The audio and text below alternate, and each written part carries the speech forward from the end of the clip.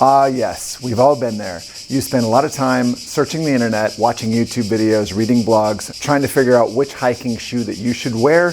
You decide on the shoe, you get the shoe, and then it doesn't work for you and it doesn't even fit. It's horrible. In this video, I'm going to arm you with the information that you need so that you can buy the hiking shoe that could possibly work for you, given all of the different parameters that you need to think about so that you can make the most informed decision that you can and get the shoe that's going to work for you. Hello, this is Alan Earhart with Dusty Hikers, the channel where I go on hiking adventures and review some of the best hiking footwear on the planet and share that information with you. Every year, blogs and YouTube channels come out with the top 10 best hiking shoes of the year. These are really useful lists, but it doesn't mean that the shoes that they are suggesting are going to work for you. In this video, we're going to break down the things that you need to think about, given your foot type, given where you're going to go hiking, the type of hike that you're going to go on, and the type of trip that is your next hiking adventure. All hikers are different. I have a long, thin, narrow foot with a medium arch. My foot tends to fit in almost any shoe that I put on, and so in that I am very lucky. Other people have short, stubby feet with really short toes with no arch. Other people might have a strong, muscular foot with really good ankles. Other people might have older feet that have a lot of pain points in them that need a lot more padding. Do your feet tend to develop blisters? I have an outside heel strike. Some people might walk on the balls of their feet. Some people might take really short steps. Some people might take really long steps. Some people are fast hikers. Some people are slow hikers. Every hiker is different. You need to figure out what kind of hiker you are. The second thing that you need to consider is that all hikes are different. Even on the same hike, you might encounter all kinds of different hiking scenarios. You might be hiking on gravel. You might be hiking in sand. You might be hiking in a scenario where you're in a boggy, marshy area where your feet are going to get wet constantly. Where you're hiking, it might be cold. You might have to walk through snow. You might have to walk through a river. These are all things that you need to consider when you're thinking about the next hiking shoe or hiking boot that you purchase. Every trip is different. You might be carrying a really heavy backpack. You might have a really light backpack, or you might not even be wearing a backpack. You might be going on a day hike. You might be going on a multi-day through hike. These are all things that you need to consider when you're making that decision about which hiking shoe to purchase. You're not going to want a minimalist shoe that has a zero drop, has no rock plate and no stability system if you're going to be on technical rocky terrain carrying a massive backpack. That is not for everybody. Instead, in that case, you might need a mountaineering boot with a really thick sole and really good ankle support and leather uppers to protect your feet, to give you just a little added stability and protection in that kind of hiking scenario. Every trip is different, and that's a thing that you need to consider. What is the type of hike that you typically go on? Are they just day hikes where you just get in your car and drive 30 minutes and then hike around some paths? Or are you going to get on an airplane and you're going to go to Europe and hike in the Swiss Alps for a week? All of these things come into play. Your feet, the type of terrain, the type of hike, all of that comes into play when you're thinking about the type of footwear that you need for your next hike. And that brings me to my next point, which is obvious, that hiking footwear are all different. For my preferences, I really like hiking in light hiking shoes that do not have ankle support, that have a stability system, they have a rock plate, and they have some kind of toe cap. I like mesh uppers that are very breathable. I don't tend to hike in Gore-Tex, but other people might want something that is minimalist, right? That has a zero drop, it doesn't have a rock plate, that requires a lot more from you as the user. These are shoes that are great for experienced hikers, but if you're just getting into hiking, that might not be the shoe that you need to go with, even though everybody else is wearing that shoe on the trail. There's also mountaineering boots, as I said before. These typically, they may not have leather uppers, but they're gonna have a lot more to the shoe. They're gonna be a lot heavier. They might have a really rigid sole that's perfect for a heavy backpack. I've seen people on day hikes with mountaineering boots. So everybody's different. Your preferences might not match what goes with the accepted norms for hiking footwear in different scenarios. You need to figure out what works for you. Hey, I get it. Shoes can be expensive. A nice pair of hiking shoes, just the shoes, not even the boots, can be $200 or more. This can be a stressful situation. Maybe your trip is in like 3 or 4 days and you really don't know what kind of shoe you need.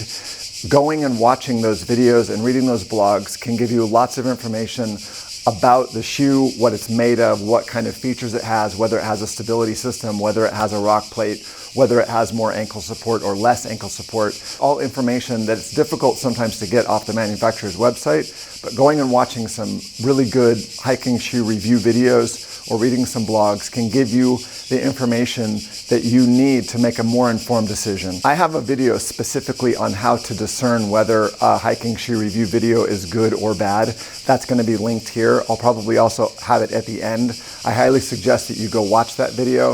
It's going to save you a lot of time and energy and possibly even money. These are two shoes that I have recently tested that are phenomenal. They both work very, very well for me. It doesn't mean they're going to work for you. The Salomon X Ultra 4 is a phenomenal hiking shoe. I did a round of testing against 4 other shoes, and this is actually the shoe that won. This shoe has amazing stability. It's got excellent traction. It's very comfortable. It's also very, very breathable. So this is a non-Gore-Tex version. This is a shoe that I hike in all the time. It's 100 degrees right now. And this is a shoe that I will probably hike in later this afternoon. The one downside to this shoe that I would say is that it's not the most comfortable shoe on the market. It doesn't have a lot of cushioning in it, and it's also quite precise. So if you have a slightly wider foot, you should go up to the wide version in this. But all in all, this is a shoe that I can highly recommend. If this shoe fits you, it's going to be a great hiking platform. The Brooks Cascadia 16 is another shoe that I can recommend. This is a trail runner that I just did a through hike in. I tested this shoe against 2 other really popular trail runners, and this is the one that for me was the best. This is a shoe that is also very comfortable. It has really good stability. It has amazing traction, and it has really, really good protection. It's also more cushioned than the Salomon X Ultra 4. This is a shoe that, I mean, unless I was going on a very, very technical hike with a really heavy backpack, this is probably the shoe that I would take in virtually any scenario. This is also not Gore-Tex. I would not take this in the winter if I was going to have to do a hike where I was going to be hiking through the snow. I probably would not take this shoe. But either of these 2 shoes are definitely shoes that you want to look at and consider if you're looking for a hiking shoe. I have videos on each one of these shoes, so if you're interested, you can go find those videos on my channel and figure out which one of these might be the best one for you. One size does not fit all when it comes to hiking shoes. There are a lot of factors that you need to consider: what kind of hike you're going on, what kind of terrain, what kind of trip you're going on, whether you're carrying a backpack. At the end of the day, you're going to have to find a shoe that works for you. Go out there and try some shoes on. I suggest finding a brand and finding a specific model within that brand that really works for you. If it's a very popular shoe, they'll probably come out with another iteration each year, every 2 years, and they don't change those much from year to year. And then just kind of stick with that shoe as long as that shoe fits the hiking scenario that you're going to go on. Another bit of advice is that you should go and read reviews of people from REI or Amazon and see what they're saying about the shoe. Try and find reviews that sort of tend to match your hiking style, your type of foot. Recently, I bought a Hoka Anacapa. I was going to test it. It was extremely narrow. It was so narrow it hurt my foot. I could not wear that shoe. And I could have saved myself a lot of time and money had I just gone on Amazon and read some of the reviews, because a lot of people said the same thing, that they were too narrow. The other thing I think that you can do is go to an outdoor store. If you have an REI nearby or any other outdoor store where there are hiking experts and footwear experts, go in, tell them what kind of hiker you are, whether you're experienced or not experienced, whether your ankles are weak or not weak. Ask them to find a shoe for you. It may not be a shoe that everybody else is wearing. It may not be the shoe that's the fad of the moment, but that person might have a shoe that will work perfectly for you in a lot of different hiking scenarios. Put that shoe on, walk around the store. If you're going to be wearing a backpack, ask them if you can put a backpack on and perhaps fill it up with something. Spend a good hour in the store in that shoe. You don't even have to purchase it at the store. You can go purchase it later online if you're not convinced. But that is one way that you can avoid spending a lot of time consuming my videos, watching blog posts, and then getting a shoe that really doesn't work for you. I look forward to seeing you guys in that video. I'm going to link it here. It's a video that's really useful if you don't want to waste time and watch a bunch of videos that are absolutely pointless on hiking shoe reviews. I'll see you guys there.